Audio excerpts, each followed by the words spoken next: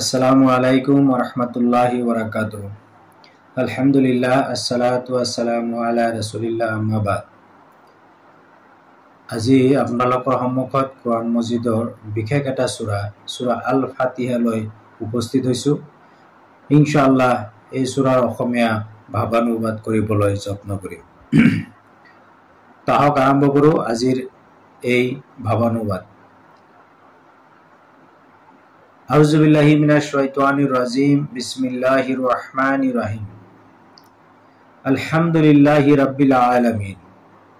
আলহামদ অৰ্থাৎ সকলো ধৰণৰ প্ৰশংসা, সকলো ধৰণৰ কৃতজ্ঞতা লিল্লাহি আল্লাহৰ বাবে, ৰাব্বিল আলামিন অৰ্থাৎ প্ৰতিপালক, আলামিন বিশ্ব জগতৰ বাবে।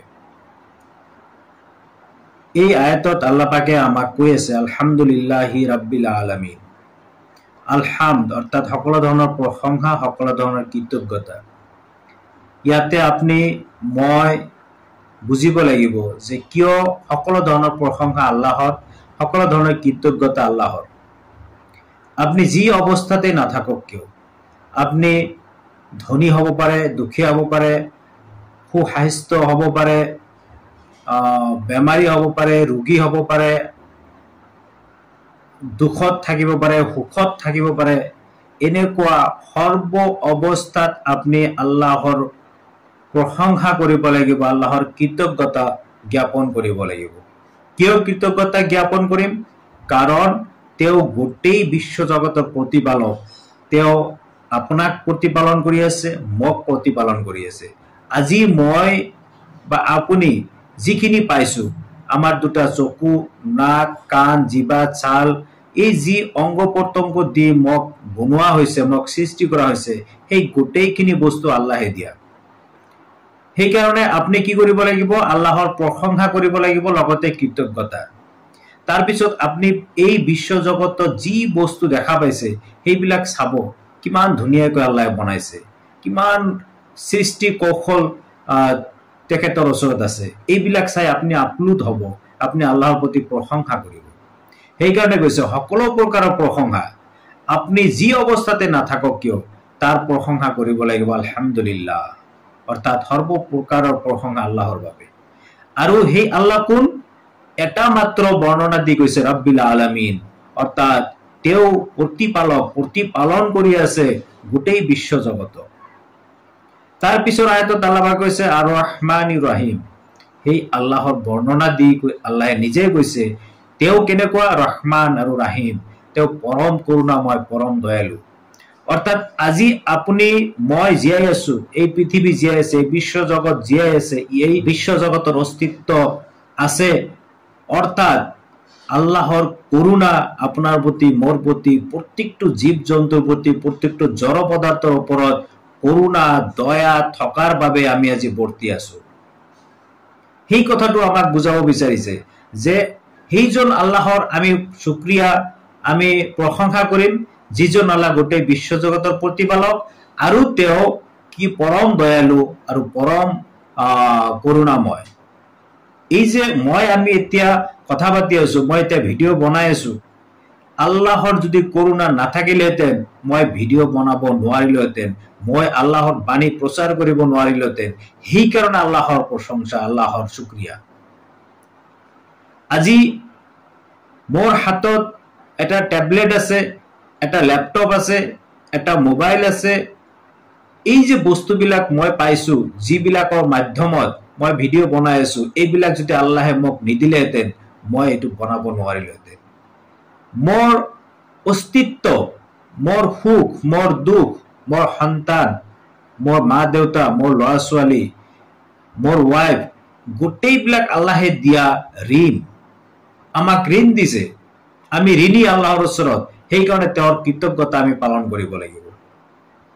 উদাহৰণ দিছো, ধৰক আপুনি এনেকুৱা এটা ঠাইত গৈছে য'ত আপোনাৰ চিনাকি বুলি কোনেও নাই, হঠাৎ আপোনাৰ মানি বেগটো হেৰাই গ'ল, আৰু আপোনাৰ ওচৰত কোনো ধৰণৰ টকা নাই, মোবাইল নাই, আপোনাৰ ভোক লাগিছে। সেই সময়ত কোনোবাই এজন আহি যদি আপোনাক খোৱাৰ কাৰণে এখন হোটেলত লৈ যায় আৰু আপোনাক খাবলৈ দিয়ে, সেই সময়ত আপোনাৰ কেনেকুৱা লাগিব?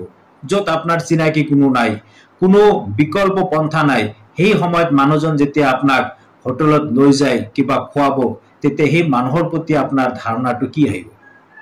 নিশ্চয় আপুনি এই মানুহজনক শুক্ৰিয়া আদায় কৰিব, কৃতজ্ঞতা প্ৰকাশ কৰিব।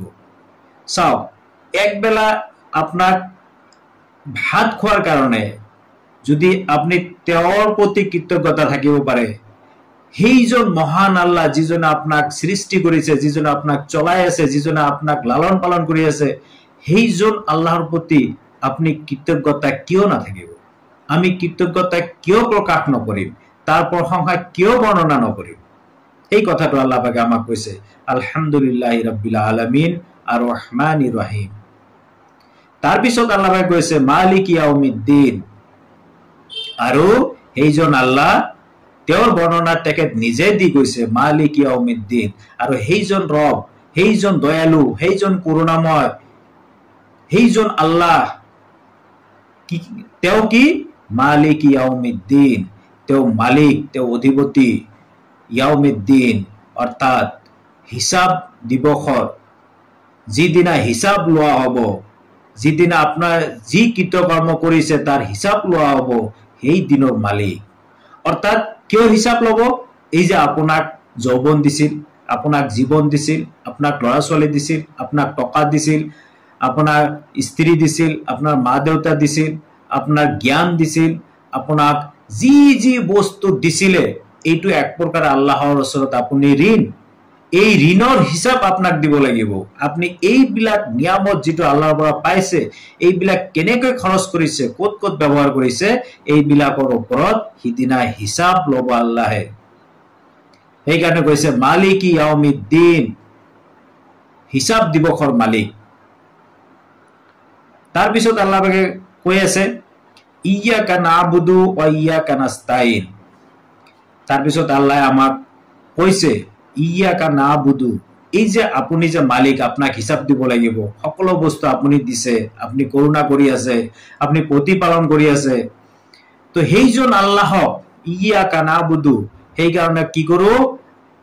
আমি একমাত্ৰ আপোনাৰ ইবাদত কৰো, আপোনাৰ গোলামি কৰো।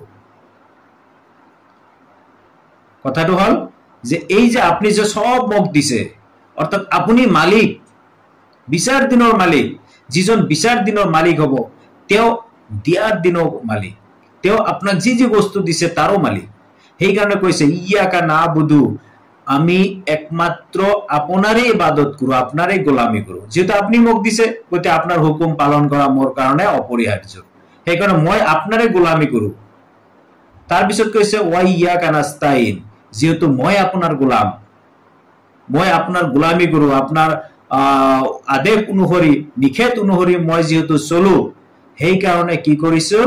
ওয়া ইয়্যাকা নাস্তাইন, আৰু আপনাৰ ওচৰতে আমি সাহায্য বিচাৰিছো।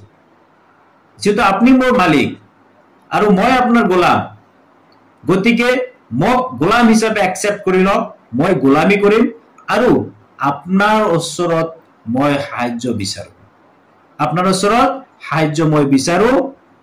সেইকাৰণে কৈছে ইয়্যাকা না'বুদু ওয়া ইয়্যাকা নাস্তাইন। তাৰপিছত আল্লাহ পাকে কৈ আছে ইহদিনাস সিৰাতাল মুস্তাকিম। ভালকে মন কৰিব, আমি আল্লাহ পাকৰ ওচৰত আবেদন দিছো যে আমি কেৱল আপোনাৰে ইবাদত কৰো, আপোনাৰে গোলামি কৰো, গতিকে আমাক সহায় কৰক, গতিকে আমাক সহায় কৰক, আপোনাৰ ওচৰতে সাহায্য বিচাৰো। কি সাহায্য বিচাৰিছো? ইহদিনাস সিৰাতাল মুস্তাকিম, গতিকে আপুনি আমাক সঠিক পথত অটল ৰাখক। সেইকাৰণে ইহদিনাস, আমালোকক পৰিচালিত কৰক, আমালোকক অটল অবিচল ৰাখক। সিৰাতাল মুস্তাকিম, সিৰাত অৰ্থাৎ পথ, ৰাস্তা, মুস্তাকিম যেটো সৰল, অৰ্থাৎ য'ত কোনো বক্ৰতা নাই, য'ত কোনো বেয়া বস্তু নাই, যেটো প্ৰতিষ্ঠিত পথ, সেই পথত আমাক পৰিচালিত কৰক। আমি পৰিচালিত হ'ব নোৱাৰিম যদি আল্লাহ আমাক পৰিচালিত নকৰে। গতিকে আমি কি কৰিব লাগিব? বিচাৰিব লাগিব আল্লাহৰ ওচৰত, আৰু আল্লাহে জানি লব যে কোনে সঁচাই বিচাৰি আছে আৰু কোনে মিছাকৈ বিচাৰি আছে। গতিকে আমি বিচাৰিম আল্লাহৰ ওচৰত, হে আল্লাহ আমাক পৰিচালিত কৰক। আৰু যেতিয়া আল্লাহ পৰিচালিত কৰিব তেতিয়া কাৰো পক্ষে সম্ভৱ নহয় যে আপোনাক বিপদগামী কৰে। কথাটো এনেকুৱা যে আল্লাহে যদি আপোনাক সৎ পথত পৰিচালিত কৰে তেনেহলে কাৰো পক্ষে সম্ভৱ নহয় আপোনাক পথভ্ৰষ্ট কৰি দিয়ে। সেইকাৰণে আমি দোয়া কৰিছো আল্লাহৰ ওচৰত। আল্লাহ আমাক শিকাই দিছে যে হে মানৱ তোমালোকে কোৱা ইহদিনাস সিৰাতাল মুস্তাকিম, আমাক সঠিক পথত সৰল পথত আমাক পৰিচালিত কৰক। তাৰ পিছত আল্লাহ কৈ আছে, আমাক কবলৈ কৈছে সিৰাতাল লাযিনা আনআমতা আলাইহিম, আৰু যিটো পথৰ কথা আমি আল্লাহৰ ওচৰত সাহায্য বিচাৰিছো সেই পথৰ বিষয়ে আল্লাহে বৰ্ণনা কৰি কৈ আছে সিৰাতাল লাযিনা আনআমতা আলাইহিম, সিৰাত সেই পথ, আল্লাযিনা যিসকলক কি কৰিছিল, আনআমতা আলাইহিম, আনআমতা আলাইহিম অনুগ্ৰহ দান কৰা হৈছিল, নিয়ামত দান কৰা হৈছিল, আলাইহিম সিহঁতৰ ওপৰত, অৰ্থাৎ সেইসকল মানুহৰ ওপৰত যিসকল মানুহৰ ওপৰত আল্লাহৰ অনুগ্ৰহ আল্লাহৰ নিয়ামত দান কৰা হৈছে সেই পথত আমাক পৰিচালিত কৰক। তো এই সিৰাতাল লাযিনা আনআমতা আলাইহিম কোনবিলাক মানুহৰ ওপৰত বা কাৰ ওপৰত আল্লাহে নিয়ামত দান কৰিছিল এই বিষয়ে সূৰা নিসাৰ 69 নম্বৰ আয়াতত আল্লাহ পাকে কৈছে যে কোনসকল মানুহক আল্লাহে নিয়ামত দান কৰিছে, যে যিয়ে আল্লাহ আৰু ৰাসূলৰ আনুগত্য কৰিব, যিয়ে আল্লাহ আৰু ৰাসূলৰ অনুগত্য কৰিব, সি নবী, সিদ্দিক, শহীদ আৰু সৎকৰ্ম পৰায়ণ সকলৰ প্ৰতি আল্লাহে অনুগ্ৰহ কৰিছে, তেওঁলোকৰ সংগী হ'ব আৰু তেওঁলোক কিমান উত্তম সংগী। অৰ্থাৎ কাৰ প্ৰতি আল্লাহে অনুগ্ৰহ দান কৰিছে, সূৰা নিসাৰ 60 নম্বৰ আয়াতত কৈছে নবী সকলৰ প্ৰতি, সিদ্দিক সকলৰ প্ৰতি, শহীদ সকলৰ প্ৰতি আৰু যিবিলাক মানুহ সৎকৰ্ম কৰিছে সেইবিলাক মানুহৰ প্ৰতি আল্লাহে নিয়ামত দান কৰিছে। আৰু আমি সূৰা ফাতিহাত সেই নিয়ামত যিসকলক দান কৰা হৈছিল তেওঁলোকৰ পথ আমি আল্লাহৰ ওচৰত বিচাৰিছো। সিৰাতাল লাযিনা আনআমতা আলাইহিম আয়াতৰ পিছৰ অংশত কোৱা হৈছে গায়ৰিল মাগযুবি আলাইহিম ওয়ালাদ-দাল্লিন, তেওঁলোকৰ পথ নহয় যিসকলৰ ওপৰত আপোনাৰ গজব অৰ্থাৎ আপোনাৰ খং আপতিত হৈছে, আপোনাৰ গজব আপতিত হৈছে, আৰু যিবিলাক মানুহ পথভ্ৰষ্ট হৈছে, অৰ্থাৎ যিসকলৰ প্ৰতি আপোনাৰ গজব আপতিত হৈছে, খং আপতিত হৈছে আৰু যিবিলাক মানুহ পথভ্ৰষ্ট হৈছে তেওঁলোকৰ পথত নহয়। তা আমি এতিয়া জানিব লাগিব আল্লাহৰ খং কাৰ ওপৰত আপতিত হৈছে, আল্লাহৰ পথৰ পৰা পথভ্ৰষ্ট কোনে হৈছে। তো এই বিষয়ে যদি আমি জানিব বিচাৰো তেনেহলে কোৰআনৰ ভিতৰত সোমাই গলে আমি দেখা পাম যে আল্লাহে ইতিপূৰ্বে কোৰআনৰ পূৰ্বে যিসকলক কিতাপ প্ৰদান কৰিছিল তেওঁলোকে আল্লাহৰ গজবৰ আপতিত হৈছিল, তেওঁলোকে পথভ্ৰষ্ট হৈ গৈছিল, তেওঁলোকে আল্লাহৰ হুকুম মানি চলা নাছিল, তেওঁলোকক পথভ্ৰষ্ট বুলি কোৱা হৈছে। আজিৰ যুগত যদি কোনোবা এজন কোৰআনৰ অনুসাৰী নহৈ বেলেগ পন্থা অৱলম্বন কৰে তেওঁক পথভ্ৰষ্ট কোৱা হ'ব, তেওঁৰ ওপৰত আল্লাহৰ গজব আপতিত হ'ব। গতিকে আমি তেওঁলোকৰ পথ বিচৰা নাই যিসকলৰ ওপৰত আল্লাহৰ গজব আপতিত হৈছে আৰু যিসকলে নিজে পথভ্ৰষ্ট হৈছে। তো আজিৰ যুগত যদি আমি কোৰআনক আওকাণ কৰি বেলেগ কোনো পন্থা অৱলম্বন কৰো তেনেহলে আমাৰ ওপৰতো সেই গজব আপতিত হ'ব, আমিও পথভ্ৰষ্টৰ হাৰিত যাই পৰিম। তো যিয়েই হওক আল্লাহে যিখিনি মোক সামৰ্থ্য দিছে সেই অনুযায়ী মই সূৰা ফাতিহাৰ ভাৱানুবাদ কৰিবলৈ যত্ন কৰিলো। যদি ইয়াৰ মাজতে কিবা ভুল ত্ৰুটি হৈছে অনুগ্ৰহ কৰি মোক শুধৰাই দিব আৰু মোক ক্ষমা কৰি দিব, আৰু মই যাতে কোৰআনৰ এই বাণীবিলাক প্ৰচাৰ কৰিব পাৰো তাৰ বাবে দোৱা কৰিব, আৰু সদায় যাতে সত্য পথত থাকি সৎ কৰ্ম কৰি আল্লাহৰ লগত কাকো অংশী স্থাপন নকৰি এই পৃথিৱীৰ পৰা বিদায় ল'ব পাৰো তাৰ কাৰণে মোৰ বাবে দোৱা কৰিব। তো আজিলৈ ইমানেই। আসসালামু আলাইকুম ওয়া ৰাহমাতুল্লাহি ওয়া বাৰাকাতুহু।